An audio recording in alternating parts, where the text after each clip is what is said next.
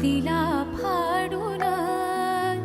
द्रौपदीसी बंधू शोभे नारायण